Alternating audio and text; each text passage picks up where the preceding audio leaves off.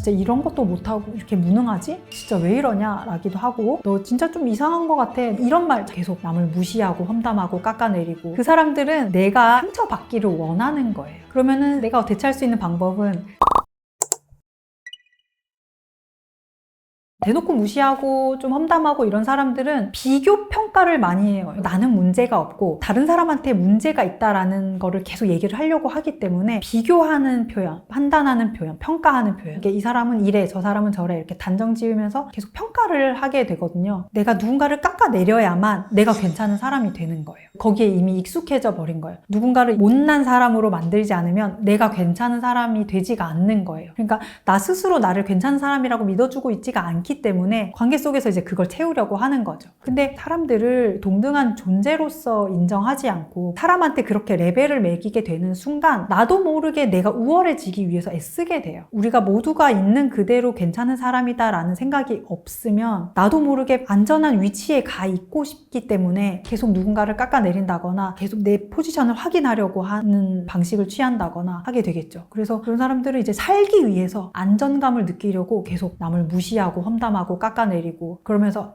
나는 잘난 사람이야. 나는 그렇지 않아. 너는 저렇게 하지? 나는 이렇게 안 해. 이런 식으로 안심을 하려고 하는 거예요. 끝없이 반복되는 거죠. 건강한 자존감이 있다라는 거는 내가 그냥 내 존재로서 내가 귀한 사람이고 내가 존중받을 가치가 있다라는 거를 이제 내가 확고하게 믿고 있는 상태인데 그렇게 남을 깎아내려야만 괜찮은 사람이 된다는 거는 그만큼 내가 나를 존중하는 마음이 없는 거죠. 근데 그게 상대를 봐가면서 저 사람을 내가 깎아내려야지, 함부로 해야지 이렇게 계산을 하고 하는 게 아니라요. 되게 본능적인 거예요. 우리 하다못해 아이들만 봐도 놀이터에서 아이들 놀고 있는 거 보면은 아이가 누구를 이제 함부로 하고 뭐 누군가랑은 좀 친하게 지내려고 하는 게 그렇게 뭐 계획을 세우고 하지 않거든요. 본능적으로 뭔가 내가 이 사람을 압도할 수 있을 것 같다. 그러니까 내가 이 사람을 컨트롤할 수 있을 것 같다라는 이제 감각이 이제 있는 거죠. 그거에 따라서 이제 본능적으로 하게 되는 거예요.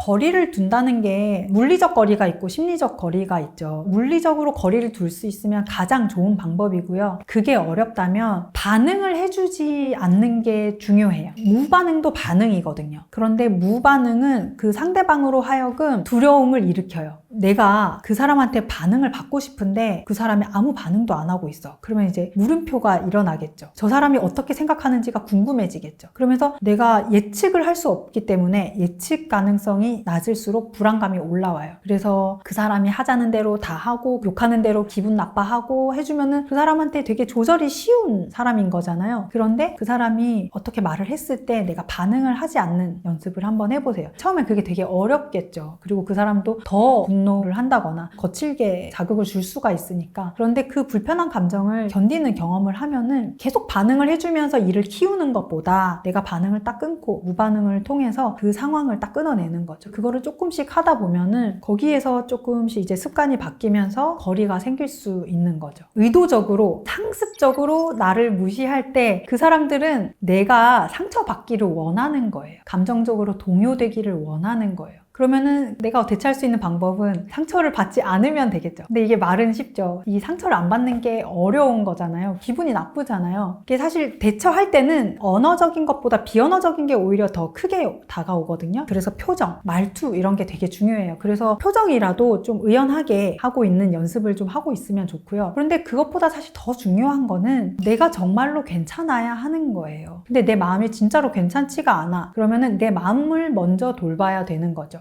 누군가 똑같이 무시를 하고 똑같이 기분 나쁜 말을 해도 어떤 사람은 개가 짖네? 개가 짖고 있네? 이렇게 하는 사람이 있는 반면에 어떤 사람은 집에 가서 이불 덮어 쓰고 계속 그걸 생각을 해요. 잠도 못 자고 막. 그런데 그렇게 감정적인 타격이 좀 많이 크다 하면은 그거랑 관련된 이슈가 내 마음 안에 있는 거예요. 그게 있기 때문에 그거랑 비슷한 어떤 상황들이 올 때마다 그게 정도가 크지 않다고 해도 나는 거기에 딱 걸려 넘어지는 거예요. 그러면 그런 데에서 걸려 넘어질 때마다 내가 어디에서 크게 상처를 받았는지, 저 사람의 어떤 말에 동요가 되고 있는지, 그리고 그 말이 나한테 어떻게 느껴지는지 그 감정을 내가 좀 느껴보면서 그거랑 관련된 어떤 다른 기억이 있지는 않은지도 한번 살펴보세요. 혹시 좀 더 어렸을 때 내가 뭐 선생님이나 친구한테 심하게 무시를 당했다거나 여러 사람 앞에서 내가 되게 불편한 경험을 했다거나 그런 트라우마가 있어서 그럴 수도 있기 때문에 그런 걸 한번 살펴보면서 마음을 내가 좀 다독여 다독여줄 수 있어야 돼요. 아, 너 지금 저 사람 말이 나를 되게 가치 없는 사람이라고 생각하는 것처럼 느껴지는구나. 아, 너 진짜 기분이 안 좋았겠다. 이렇게 내가 나를 좀 알아줄 수가 있어야 돼요. 내가 나를 괜찮은 존재로 인정하지 않으면은 다른 사람들한테서 계속 그걸 얻으려고 하니까 다른 사람들이 그걸 주지 않고 조금 건드리는 말을 했어. 좀 이상한 거 아니야? 그냥 이 말 한마디로도 내가 되게 이상한 것 같은 거예요. 내가 정말 못난 사람인 것 같고 사라져야 할 존재인 것 같고 여기 있으면 안 될 존재 같고 라는 생각이 이제 휩싸이면은 감당하기는 쉽지가 않아요. 어렸을 때의 경험이 일평생 영향을 줄 수도 있어요. 특히 아주 어렸을 때에는 그게 이제 내 정체성이 형성되는 시기이기 때문에 주변 사람들한테 사랑받고 인정받고 이해받으면서 나는 사랑받을 가치가 있는 사람이야 라는 믿음이 마음 깊숙이 이렇게 자리를 잡고 있으면 조금 욕을 먹어도 그 정도는 훌훌 털고 일어날 수 있어요. 그런데 그게 아니라 정말 내가 쓸모없는 존재가 된 기분을 겪어보지 않은 사람은 그거를 함부로 사실 말할 수가 없어요. 어떤 사람들은 긍정적으로 생각해, 내가 좋은 사람이라고 생각해 라고 말을 하지만 그게 내 정체성으로 자리를 잡으면 누가 한마디 딱 던지잖아요. 너 진짜 좀 이상한 것 같아. 이런 말, 장난으로 던진 말에도 내 마음이 확 뒤집어져요. 막 파도가 치듯이 이런 경험을 하기 때문에 괜찮아질 수가 없죠. 내가 내 감정을 봐주고 내가 어린 시절에 있었던 경험들도 살펴보고 하면서 내가 좀 나를 돌볼 수 있는 힘이 필요한 거예요.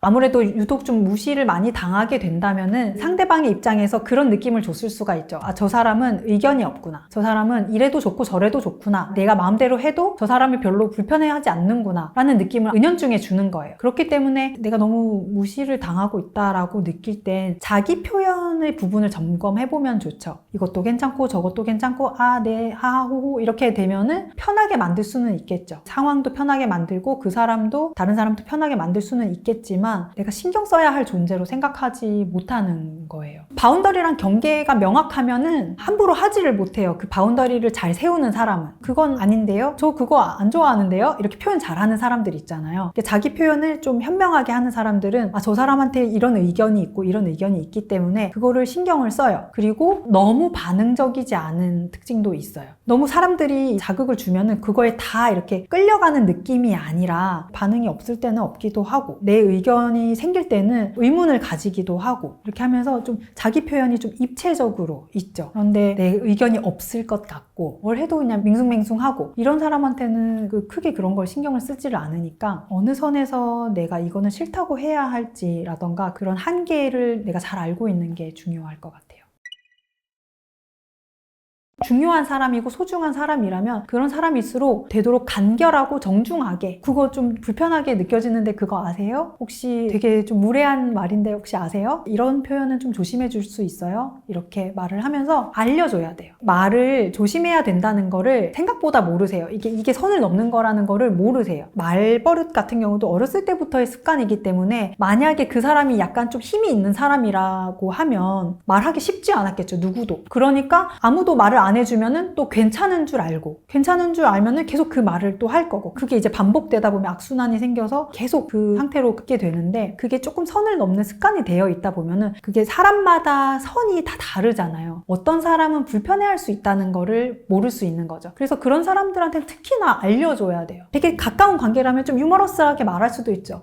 그거 진짜 기분 너무 안 좋은데요? 이렇게 말을 한다거나 이렇게 좀 편하게 하면서 내가 불편하다라는 거를 알려주면은 그 사람 입장에서는 진짜로 몰라서 그랬기 때문에 좀 깜짝 놀라는 경우가 있어요. 움찔하면서 아, 기분이 나쁘구나 하면서 그 알아차림만으로 조심을 하시는 분들이 있고 물론 이제 그게 쉽지는 않겠지만 습관이 되어 있으니까 그럼에도 그 사람이 나를 중요한 사람으로 생각한다면 조심하게 돼요. 근데 그렇게 말을 하고도 고치지 않는다 그러면은 내가 가까이 둬야 될 사람이 아니라는 증거이기도 하죠. 중요한 거는 그 사람을 알아차릴 수 있도록 하는 것. 그래서 그 사람이 실수를 하지 않도록 알려주는 것도 사람 관계 안에서 되게 중요한 부분이라고 생각합니다. 내담자 중에서 어떤 분은 요리를 배우러 갔는데 그 선생님이 너무 말을 좀 거칠게 너무 이렇게 툭툭 하시는 거예요. 내가 돈을 주고 배우는 입장이잖아요. 그러니까 그렇게 툭툭 하는 말이 또 계속 툭툭 건드려지고 또 실력이 있는 분이시고 하니까 계속 배우고 싶은데도 불구하고 그게 계속 마음에 걸리면은 가기가 싫어지거든요. 그래서 그냥 문자로 얘기를 했대요. 선생님,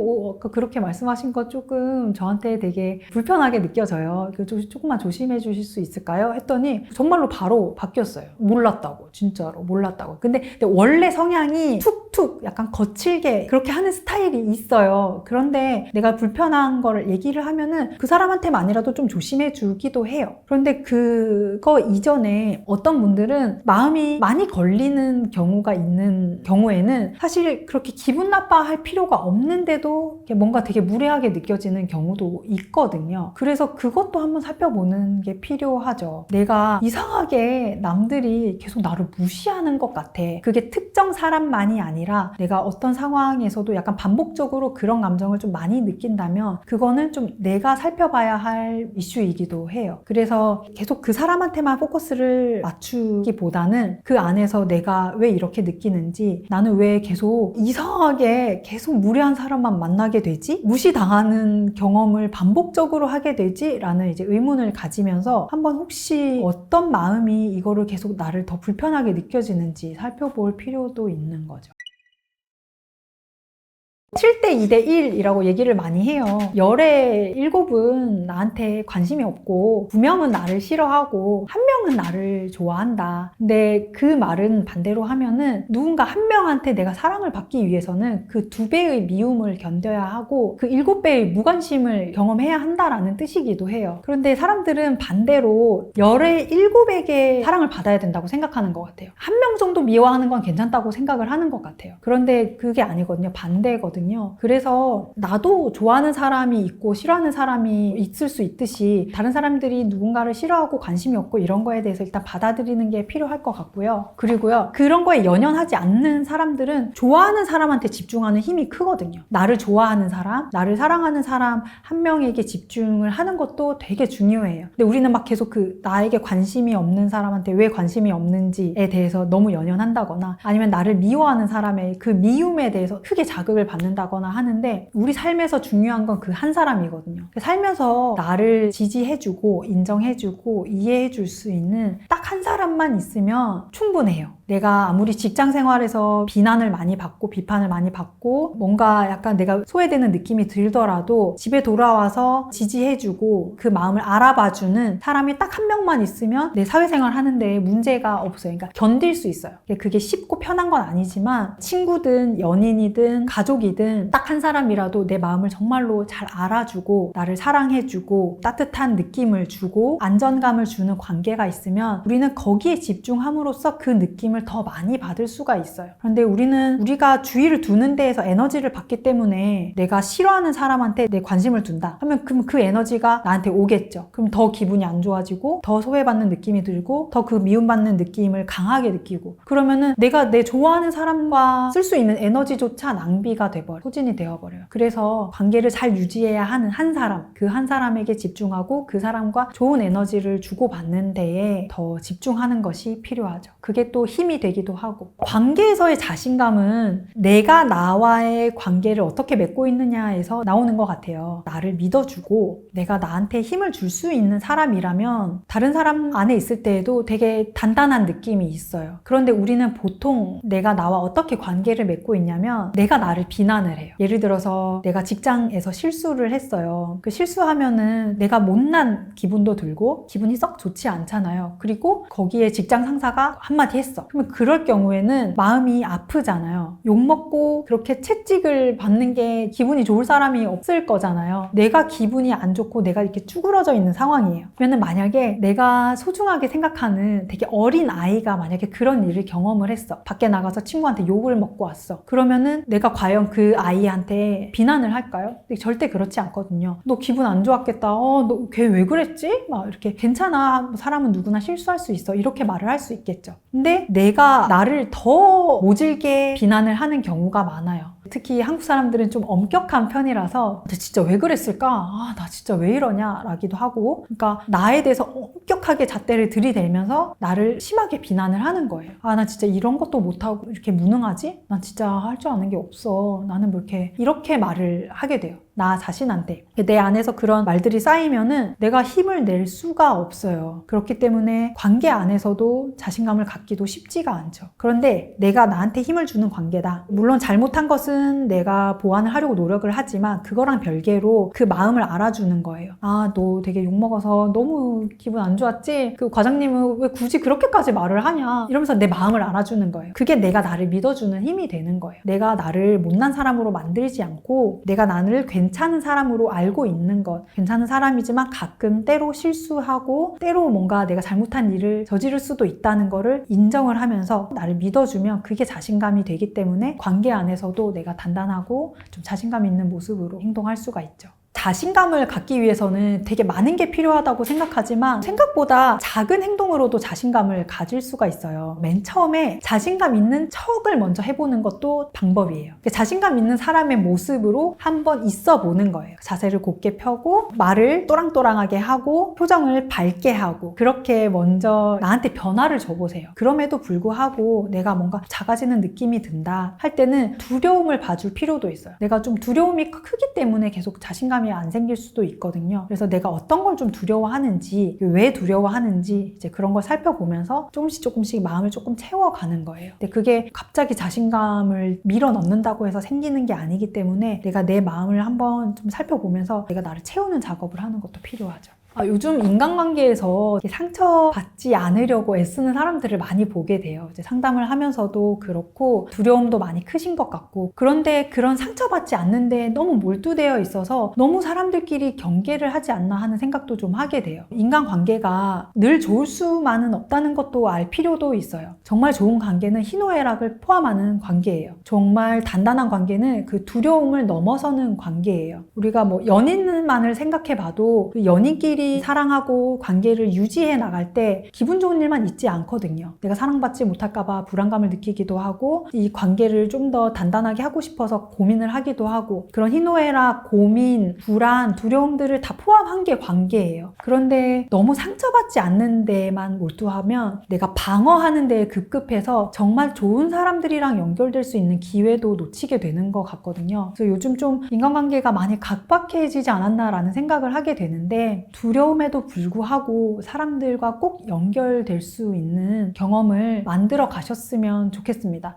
한꺼풀만 벗겨보면 다들 상처받기 싫어하는 사람들일 뿐이거든요. 그래서 그런 인간에 대한 좀 폭넓은 이해를 통해서 조금은 마음을 열고 다른 사람들과 연결될 수 있는 경험을 많이 만들어 가셨으면 하는 바람이 있고요. 그렇기 때문에 그 사람들과 관계를 맺을 때에도 조금 불편하다거나 조금 기분이 나쁘다거나 해서 바로 손절하는 게 아니라 사람들에게는 누구나 이제 그런 한계와 약점이 있을 수 있다는 걸 인정하면 조금 더 다가갈 수 있는 힘이 되는 것 같아요. 그렇게 할 수 있을 때에 단단한 관계, 든든한 관계가 생겨나지 않나 그런 생각을 해봅니다.